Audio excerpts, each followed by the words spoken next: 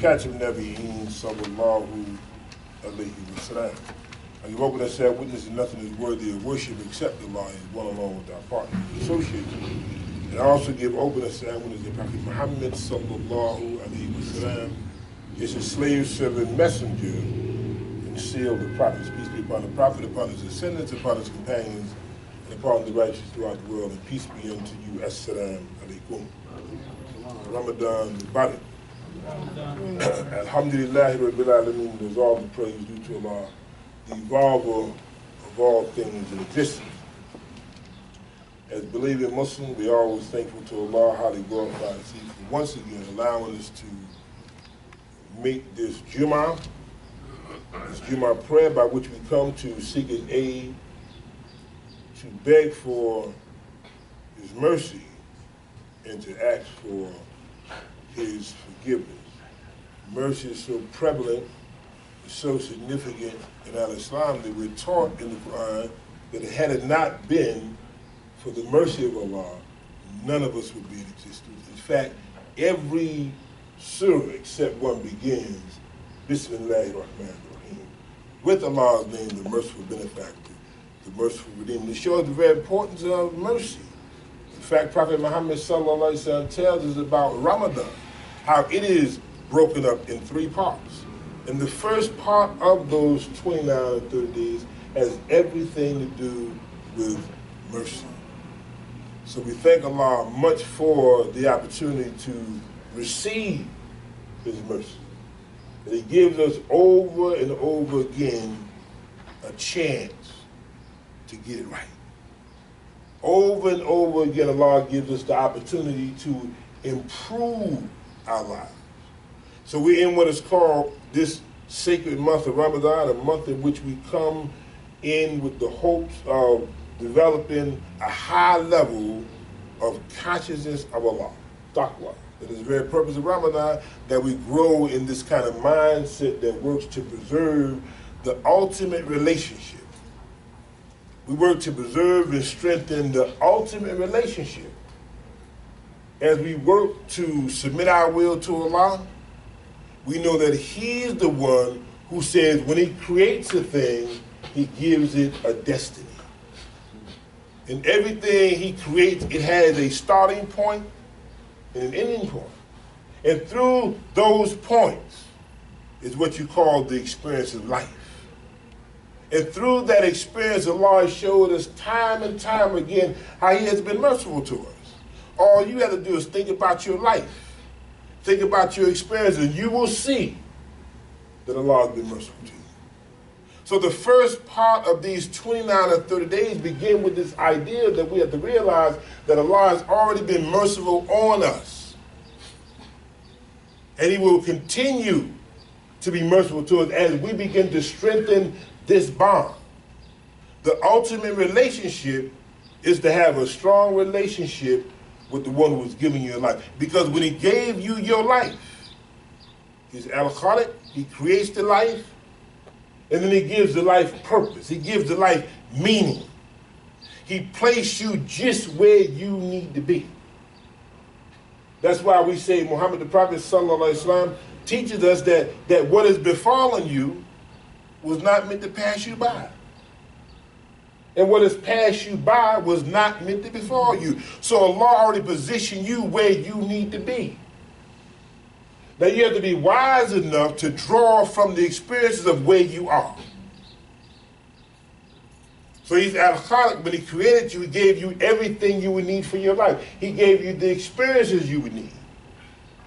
And this experience of being able to fast in the month of Ramadan, which is the month of the Quran, where Allah says that Ramadan is the month in which was sent down the Quran as Huda Linas. It is the month which was sent down the Quran as guidance for the social being. This Linas, it is guidance for the being who bonds and connect with things. And man needs guidance. He needs guidance in his personal life. He needs guidance in his business life. He needs guidance in his political world. He needs guidance in his family life. Allah said that the Quran is Huda Linas, because man is always connected to something. And by him being connected to something, he's one who is bonding. That's the urge to connect. And when he understands that he's longing to connect with something or someone, then he has some force in existence that is working to break the bond. And you have to realize that you have an enemy that is working to break the bond that you should have with your evolving life, called Allah, highly glorified as it. Shaitan is your ultimate enemy. In his whole position, his whole interest is to disconnect you from the source that sustains your life. So the law says, khalaqa al-insan, that he created the human being. Then there are forces that's working to make the human being operate outside of the laws of Allah. And when you operate outside of the laws of Allah, then there are consequences. And when you look in society, you can see that man has moved further and further away from this kind of bond he should have or she should have with their Creator.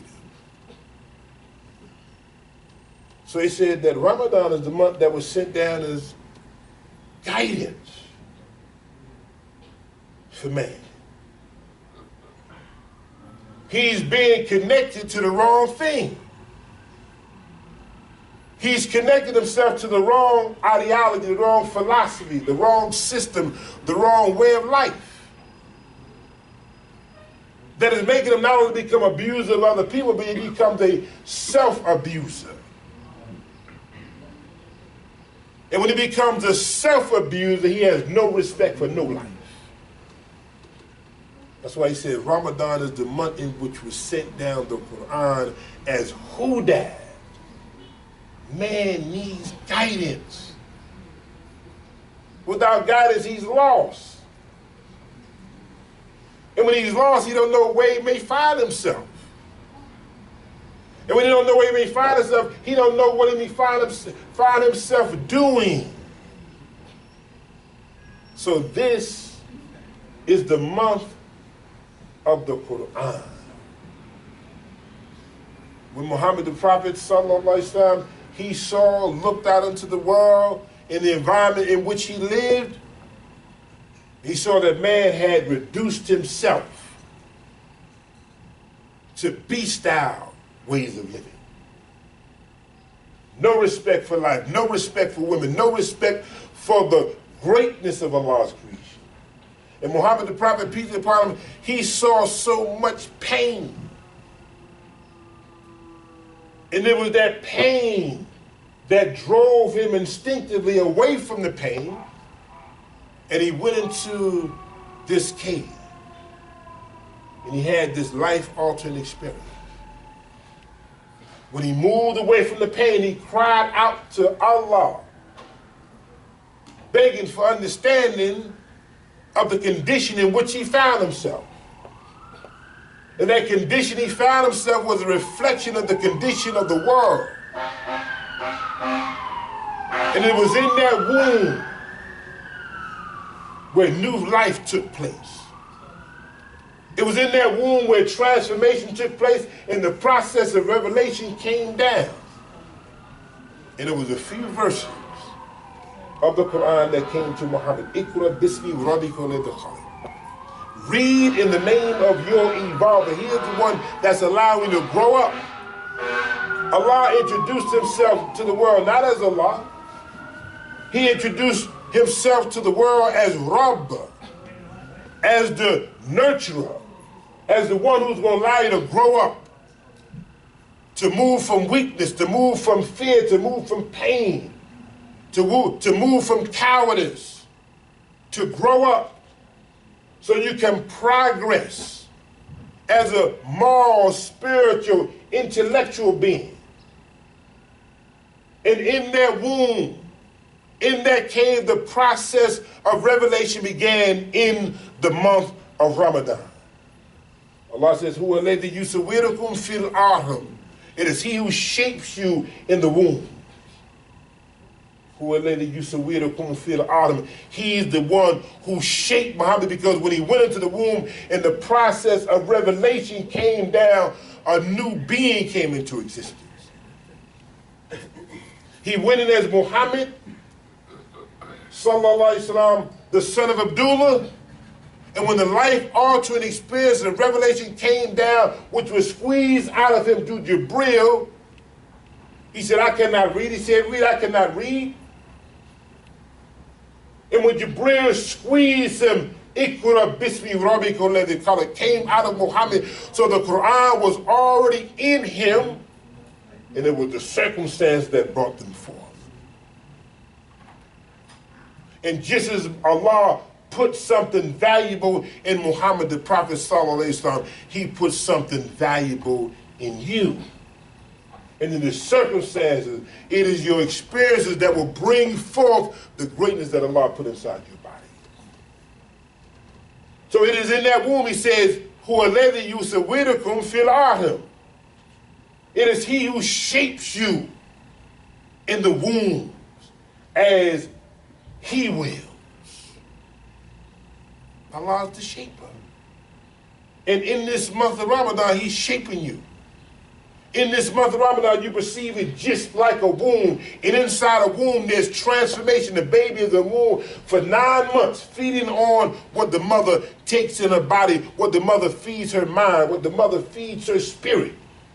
And inside that womb, new life takes place. A new being is being transformed through 9 months of pain, discomfort, and labor.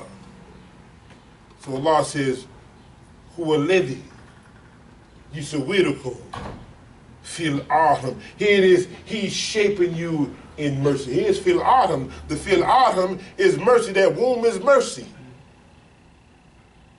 Here's Ramadan, He's shaping you in mercy. We said, Muhammad the Prophet said that the first 10 days is mercy. Huwa alladhi yusawwirukum fil arham. He's shaping you in mercy.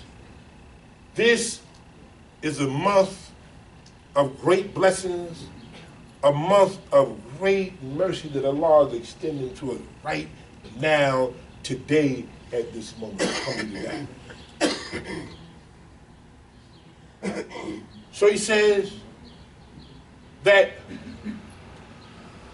He's the fashioner. He's al-Musawwir. He's shaping us. Right now, as we go through these 30 or 29 days, a new being should come in existence. Why? Because if you understand what Ramadan is about you burning something off. That's what Ramadan means. Ramadan means a burning. That you should burn off all those things that are holding you back from being the best that you can be, from being a better servant to Allah. So He says, "Ya ayyuhalladhina amanu kutiba alaykumus siyam kama kutiba alal ladhina min qablikum tattaqun." O you who believe, fasting is prescribed to you as it was prescribed to those before you, that you may grow in taqwa. So in that womb, Muhammad the Prophet sallallahu alaihi wasallam had a life-altering experience. And he went in as Muhammad ibn Abdullah. And through that life-altering experience, when he emerged out of the womb, he emerged as Muhammad Rasulullah. Because now he has the responsibility of delivering the message. Because Allah said that Ramadan is the month in which you sent down guidance for man. So now when he had the life-altering experience and the revelation came down, he had now the responsibility of delivering the message so that the human being can become a better human being. Show him what it means to be a human being. Because when you look throughout the world, you can see people have lost the concept of what it means to be human. They're moving strictly on instinct, drive. And Shaitan works to manipulate drive and instinct. That's why I say he's wrong. He wants you to grow above instinct. Instinct is important, but instinct will keep you just like animal. He says he's wrong. He wants you to evolve as a moral being. He wants you to evolve as a mental being. He wants you to evolve as a spiritual being, understanding that he gave you Ramadan to touch all of those levels of your development. First of all, you have to have belief in the one who is giving you the prescription. All of you at one point in time in your life, you went to the doctor, and the doctor, what your pain is, whatever the diagnosis is, he says, here's the prescription I prescribe. They've made the diagnosis. And once they've made the diagnosis, here's the prescription. Ya ayyuhalladhina amanu kutiba alaykumus siyam. Allah says, here's what I wrote for you. Kutiba, I'm writing fasting as a prescription that will allow you to improve your life by strengthening the relationship you should have with me. Because as you strengthen the relationship you have with Allah, you grow in taqwa. Because taqwa is all about preservation. And it has been said that the first law of nature is preservation, self-preservation. Everything in creation works to preserve itself. You come after the animal get in flight, the animal get in the shell. The turtle goes in the shell because the turtle instinctively works to preserve its own life. So Allah says from 29 or 30 days, here's what you do and here's what you don't do. And if you do this, you grow in the consciousness that will allow you to strengthen the relationship you have with him, and you can begin to work to preserve your own life as you work to preserve the life of society. So he says, Ya ayyuhalladhina amanu kutiba alaykumus siyam. It's been prescribed for you as it was prescribed to those before you. It's not a new institution. Others before you and I have been following this same prescription that allowed them to grow and evolve as strong human beings. Because if you disconnect yourself from your source, then you begin to eventually move towards self-destruction. Not self-preservation, but self-destruction. The verse in the Quran, Allah says, and be not like those who forget about Allah, and he calls them to forget about their own soul. When man forget about Allah, he's vulnerable for anything. All you got to do is look in the world. Look in society, you'll begin to see how people have a less interest in Allah, and we become less concerned about that relationship. How can they have a regard for you? The respect you have for another human being or the respect you have for other created things is based on the respect you have for the one who put all those created things in existence. If you have a high regard for Allah, how can you abuse his creation? The fact that you respect that creation is an indication of the respect you have for the one who willed it into existence. So in that womb, Muhammad the Prophet, ﷺ, he had a life-altering experience. And then it was in that womb that he became aware that there's something different about my life now. I'm not just Muhammad, the one that is kind and generous and people like me and I like them, I serve them. I have now a great responsibility. Once I become aware, because he had not yet become aware, although he was aware that something was different, he took it to his wife. And she said, God wouldn't do anything bad to you. She wasn't aware totally what's going on. Went to her uncle. And the uncle said, Waraka, you the one. That sometime others can see in you what you can't see in yourself. And then once he became aware of the assignment, so here's the assignment now. He comes out the womb. And now he's conscious of a new identity.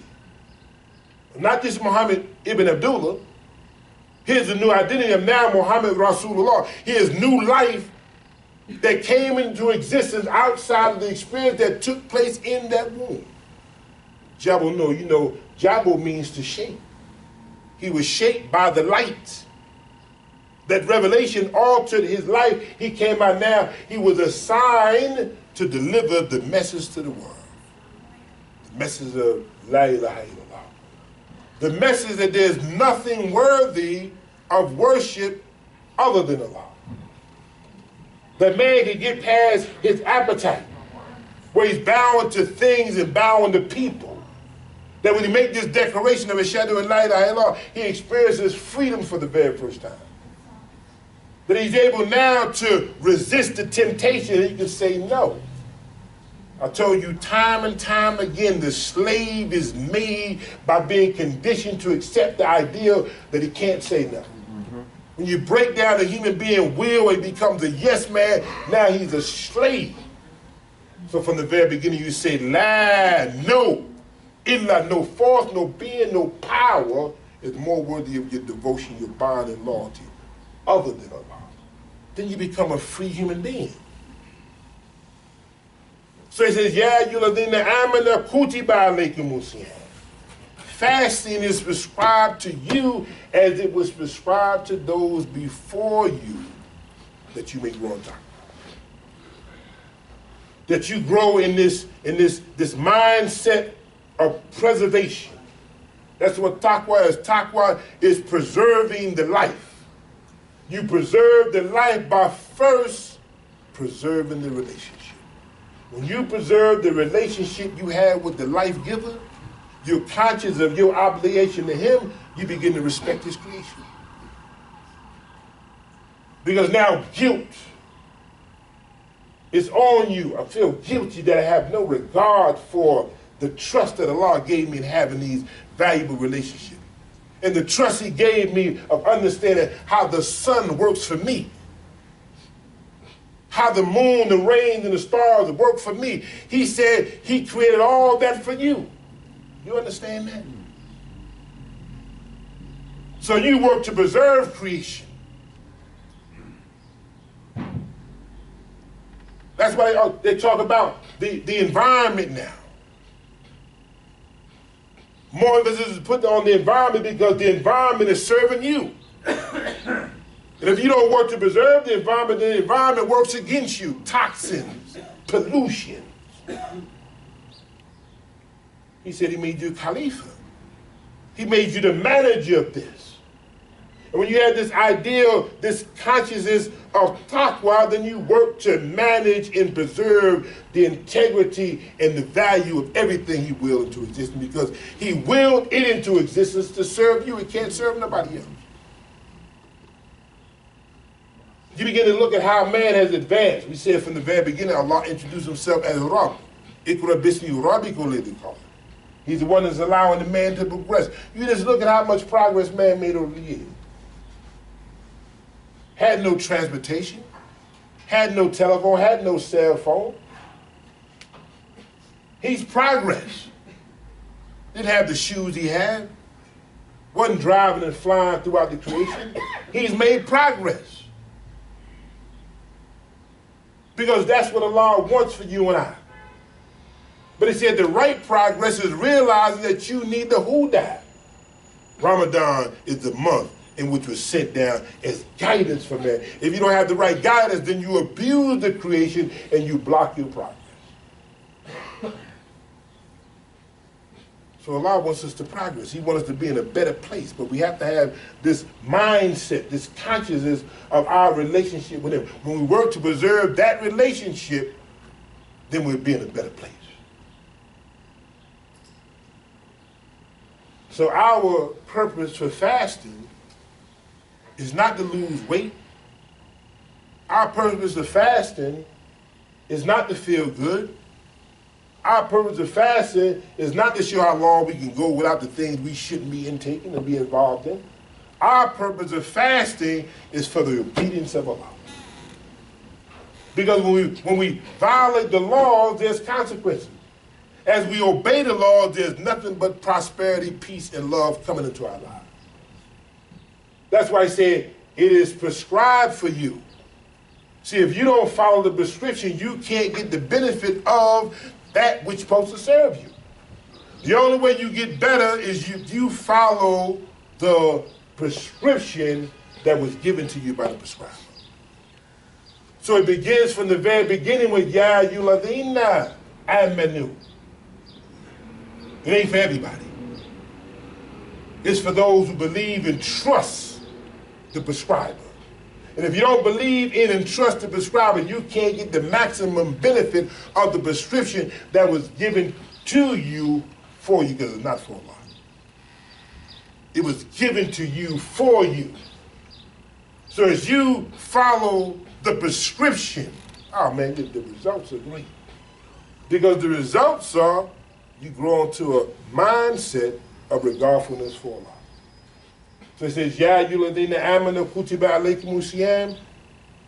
Oh, you who believe. Fasting is prescribed to you as it was prescribed to those before you. So we're having a great experience. If you understand what is taking place, if you understand that as you perceive yourself as being in this womb, just like the baby is in the womb for 9 months, transformation is taking place. And the mother is feeding off of what the mother internalized, what the mother takes in. See, if the mother taking bitterness, if the mother taking pain, the mother takes in anger, that's going to affect and shape that child. If the mother take poor food, that's going to shape that child. But the mother's taking on healthy ideas, the mother's internalizing health, the mother's drinking good things, the mother's having good experience, the mother's in a happy state, then that begins to influence the growing process of the developing child that is in the womb of that mother. He says, Huwaladhi yusawwirukum fil ard. It is he who shapes you in the womb. He is Rahman. He shapes you in not anything, he shapes you in mercy. Said the first 10 days, Muhammad the Prophet sallallahu alaihi wasallam told us, is mercy. First 10 days. So know that Allah, mercy is on you in this month, in these 10 days, and we should work for developing the ideal, the consciousness that we're working to preserve the integrity of that relationship. When you preserve that relationship, and you don't let shaitan manipulate that relationship, you'll experience greatness as a human being. So Allah says that he wants prosperity for us. And that prosperity, that true prosperity, begins with an awareness of him. He teaches, and be conscious of Allah that you may prosper. وَاتَّقُوا اللَّهَ لَعَلَّكُمْ تُفْلِحُونَ. And be conscious of Allah and then go to work on yourself. وَاتَّقُوا اللَّهَ لَعَلَّكُمْ تُفْلِحُونَ. He wants you to prosper, but first you have to have the right mindset. You have to have the right thinking. You have to have the right discipline. You won't prosper and succeed and advance in life if you don't have the proper disciplines. That's why Ramadan is all about fasting, and Ramadan is all about knowing how to stop and start.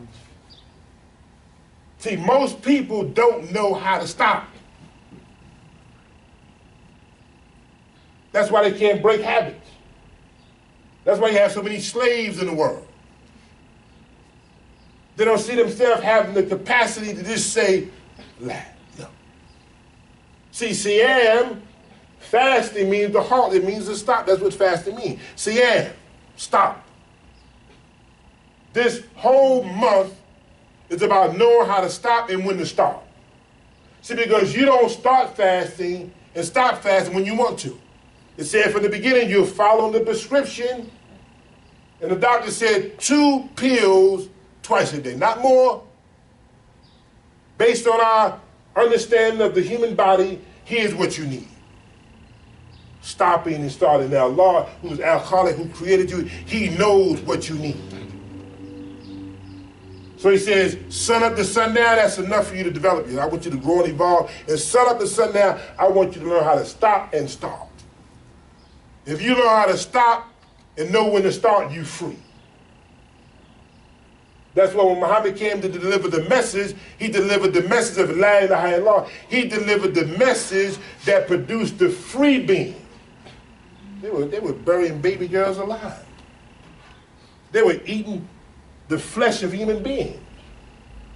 They were running around the Kaaba in nude.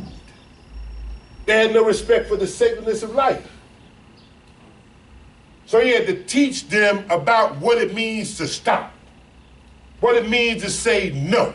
If you don't know when to stop and you don't know when to say no, you will experience what it means to be a slave. رَبَّنَا آتِنَا فِي الدُّنْيَا حَسَنَةً وَفِي الْآخِرَةِ حَسَنَةً وَقِنَا عَذَابَ النَّارِ.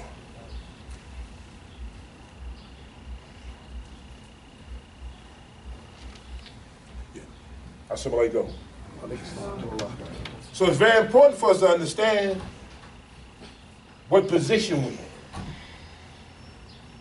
And as we go through these 29 or 30 days of stopping and starting, we have to see ourselves working to strengthen the bond, working to strengthen the ultimate relationship. Now, when you understand who you are, you also realize that you have an intimate enemy who's working to interfere with the bond that you should have with the ultimate life giver. See, most people don't realize that they have an enemy. And that enemy is working to disconnect. Shaitan's mission is to disunite the human being. His whole mission is to separate man from Allah. When he separates man from Allah, the man is vulnerable for anything. That's why you have men run around with a razor and cut a woman on her face. See, because now ignorance is reproducing itself. And I've seen time and time again, one guy cuts a woman and it just repeats itself. Because they've lost this awareness of the respect for the sacredness of life. Ignorance will reproduce itself. And when ignorance reproduces itself, it grows. And if we don't work to teach truth, if we don't work to teach freedom, then ignorance will reproduce itself and eventually it will come to see you. So Allah says, Ya ayyuhalladhina amanu kutiba alaykum as-siyam. So here's another verse in the Quran where Allah says, and keep your duty to Allah, for it is Allah who teaches you. See, Allah is your teacher. He don't teach you like you're in a classroom, but he teaches you through experiences, things, and people.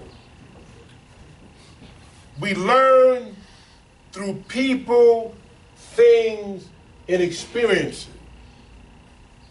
He says, and be conscious of Allah. It's taqwa. Taqwa, and be conscious of Allah, for it is Allah who teaches you.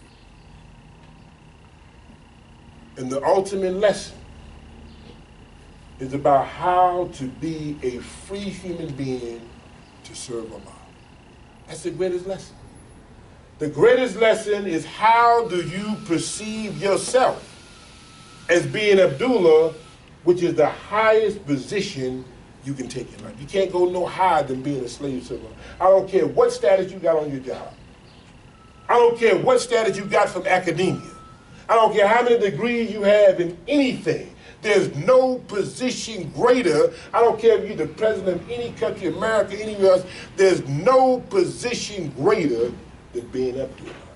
I take great pride in calling myself Abdullah, slave, servant of Allah, because as I perceive myself as a slave servant of Allah, that relationships take me up. When I allow myself to be a slave of Allah, I grow. If I'm a slave to anything else, that servitude takes me down. So Ramadan, Fasting in Ramadan is all about stopping and starting so you can interrupt the process of addiction. The person who can't seem to free themselves from any addiction, they have an interrupted process. They can't perceive themselves as being free. They perceive themselves as being locked in to a thing, and that thing consumes their life. Allah says, "Wattaqullah," and be conscious of Allah. That is the purpose of fasting in the month of Ramadan. And he says, and be conscious of Allah, and it is He who teaches you. Listen, we had a great lesson. I said that Allah teaches you through things, experiences, and people. We had a great lesson through our beloved brother, Al Hadi Muhammad Ali. A great lesson of what it means to be a man, of what it means to stand up and speak for freedom and justice, what it means to be likable, lovable, and caring, not concerned with the trappings of the world, but concerned with being a man. When I made Hajj back in 1995, and I spoke with people, conversed with people, and once I told them I was from America, the first person they mentioned, many of them, Muhammad Ali. Muhammad Ali. Some of them can't even speak English. They're being translated by somebody else. Muhammad Ali was the ultimate name because Muhammad Ali showed me what it means to be free. Muhammad Ali showed me what it means to say, my name is no longer the name you gave me, my name is Muhammad Ali. In a time when people were uncomfortable with being Muslims in America. Here's a man that took a strong position. Even when they stripped him from his title and he said, I will not go and fight the Vietnamese because the Vietnamese have done nothing to me. He said, in fact, before I go into your war, into your army, send me to jail. See, I'm going to give you the recommendation. I would rather go to jail than be the sheep of slaughter, leading my young brothers into your unjust war. That's a man. Allah says, and be conscious of Allah, and it is He who teaches you. I learned, I'm sure you did some great lessons from Muhammad Ali, who was a citizen of the earth. All around the world, this man had been respected, not just because he can box, but because they saw a human being. A human being who used his influence. Saw Saddam. Went to Iraq. Saddam, you gotta let some of these hostages go. Now, I'm not gonna give you all of the hostages, Muhammad. But a man of your caliber, I can't let you come over here and go home empty-handed. He left with some of the hostages. Because he used his influence to serve humanity. So Allah says, and be conscious of Allah. Keep your duty to Allah, for it is Allah who teaches you. Allah teaches you. He teaches you and I through people, experiences, and things. And we're thankful to Allah for that brother to be in the time in which we live. In fact, Muhammad Ali is one of the reasons why I wanted to be a Muslim. I said, if the champ is a Muslim, I want to be that. Because I saw a man of principle and conviction. And once he said, I am a Muslim, and we don't want to get caught into the I'm the greatest. I'm the greatest as a human being. He realized that Allah was greater. He realized that his greatness was seen in how he applied himself as a human being to whatever he did. And by him being such as that, I heard one man, it touched me. One man said he had to go to a meeting. He's a sportscaster. He had to go to a meeting. He had nobody to watch his daughter. And for 2 to 3 hours, he said the heavyweight champion of the world said, I will watch your daughter. See, his greatness was in serving, not just being above people. Muhammad Ali is probably the most photographed human being on the planet with people from all walks of life. Babies, adults, bums, addicts, presidents, heads of states. They was attracted to the spirit of the man. The spirit of the man. And as we fast in this month of Ramadan, we're working to purify our spirit. That's why Ramadan is the burning. As you take gold and it burns and go through the process of purification, the fire, the heat burns off the impurities. And when it goes through that process of burning, the solid gold is seen. As we go through these 29 or 30 days, we're going into the burning. We got all this heat, and it's burning off our desires to do wrong. It is burning off our desires of disliking. It's burning off our desires for greed. It is burning off our desire to oppress. It is burning off our desire to lie, cheat, and steal. It is burning off all those things that stop us from being a great human being. There's a verse in the Quran where Allah says, and what is the matter with you that you hope not from greatness from Allah? Allah don't want you to be average. Allah don't want you to be basic. He said he made you Khalifa. You rise above all the creation. And if you rise above all the creation, you can't just see yourself anything but being great. And if you submit yourself to Akbar, you say, Allah Akbar. If you submit yourself to Akbar, then you begin to grow into greater degrees of human excellence. So greatness is a great thing. I read one book where the author said that good is the enemy to great. See, if all you got is good schools, you'll never have great schools. If all you have is good hospitals, you'll never have great hospitals. You'll never have exceptional hospitals. And if Allah says that you are the best evolved for humanity, he says,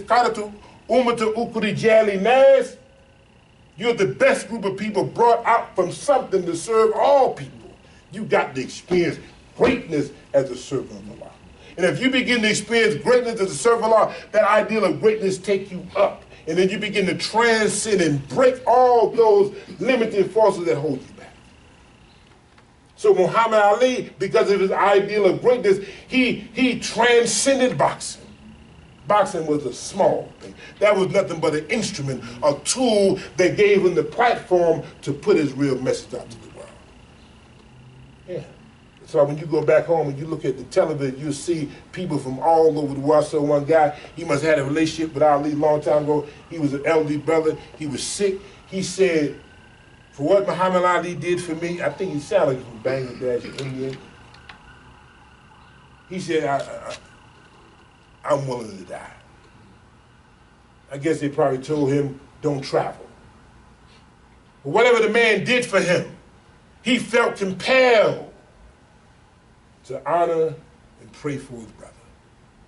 And as we begin to think the ideal of greatness, we have better masjids, we have better business, we have better community. We understand that good is the enemy to great. It's going to hold back your greatness.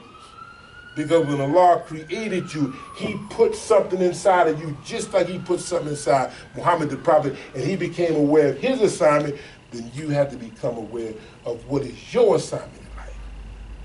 You say Muhammad the Prophet had an assignment, you have one too, because when Allah created you, he gave you space to operate, and he gave you a purpose for being in existence. And then it is you who have to discover that purpose and be bold enough to live it. See, Muhammad Ali showed us how to be bold enough to live your purpose, not being concerned what people may think about you. Because the Quran says, and you don't fear the criticism of the criticizers. If you fear the criticism of the criticizers of what people will think of you, you'll be held back and you will be in bondage. You're not in the business of pleasing people. You're in the business of pleasing Allah. So Allah says, وَاتَّقُوا اللَّهَ لَعَلَّكُمْ تُفْلِحُونَ, and be conscious of Allah that you may prosper. He wants you to prosper. In order for you to prosper, you got to put the work in. And you got to go in hard if you want to experience greatness as a human being. Peace be unto you. Assalamu alaikum. Allahu Akbar, Allahu Akbar. Ashhadu an la ilaha illallah. Ashhadu anna Muhammadan Rasulullah. Hayya ala salah, hayya ala falah. Qad qamatis salah, qad qamatis salah. Allahu